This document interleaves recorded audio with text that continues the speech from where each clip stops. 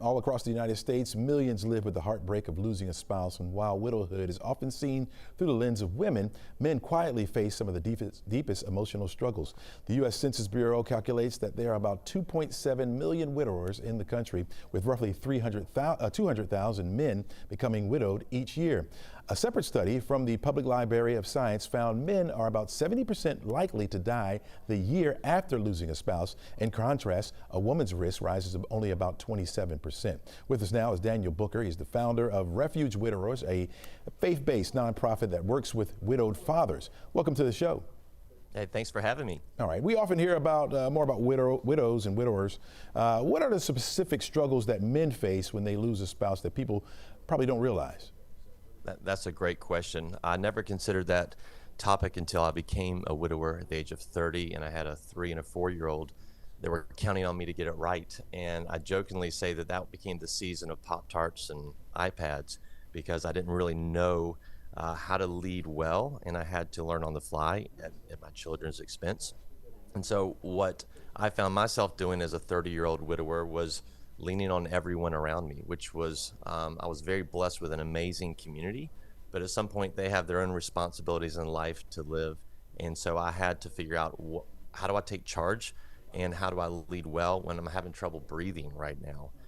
So that began this long journey. And the first thing I realized is that everybody was very kind and very caring and brought casseroles and all this stuff, but I didn't have a single widower reach out to me and say, hey man, let me walk with you and let me show you some of the things that I've learned on my journey. So it became a very obvious gap that we don't do community well as widowers, and we just kind of say, hey, we're good, and we keep moving forward.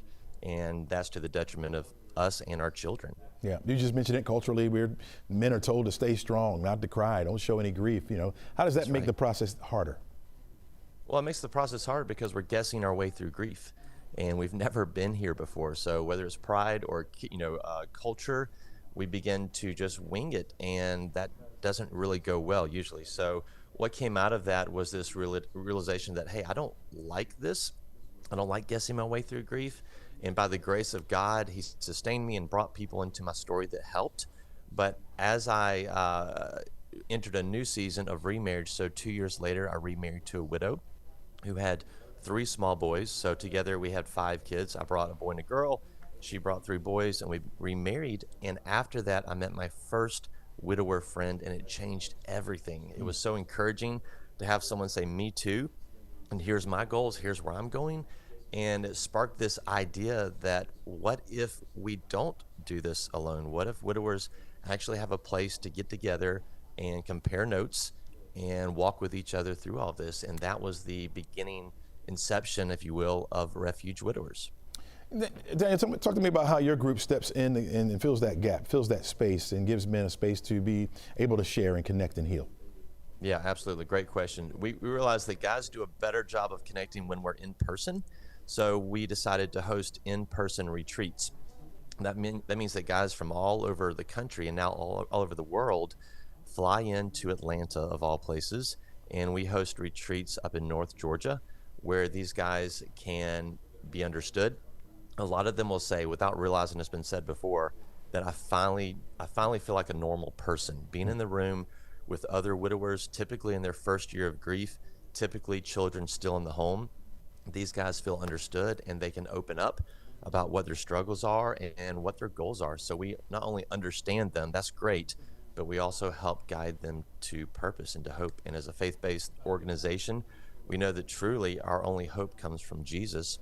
So we steer and lovingly encourage them in their relationship with God to discuss that, to work through wherever the place they may be, because we know that that's where the hope comes from. And we kind of take our notes from the word, from the Bible, where it talks about in 2 Corinthians that God comforts us with his presence and then asks us to do the same.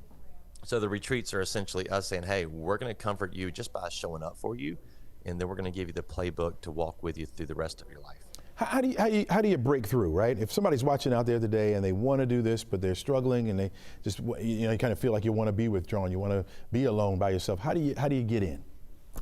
Yeah, that's one of the biggest problems and challenges are these guys have got to want and desire something besides what they have. You know, when you enter grief, sometimes it feels like you're in a fog and nothing makes sense, nothing looks familiar, and that's okay to be in that season for a period of time. But if you find yourself staying in that, you need someone to lovingly say, hey, I know exactly how you feel because I've been there too, and I'm going to help you. I'm going to love you enough to help you take a couple of steps in the right direction towards hope. We call it, at Refuge, we call it street credit. I can say things as a widower that most people couldn't say. And because of that access, I just lovingly want to make sure they know there's something more than just pain in the story.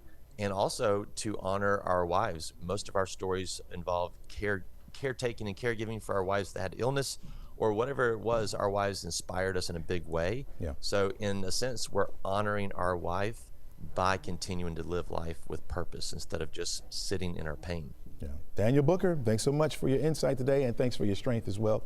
Appreciate you. Absolutely. All Thanks for right. the time. No problem.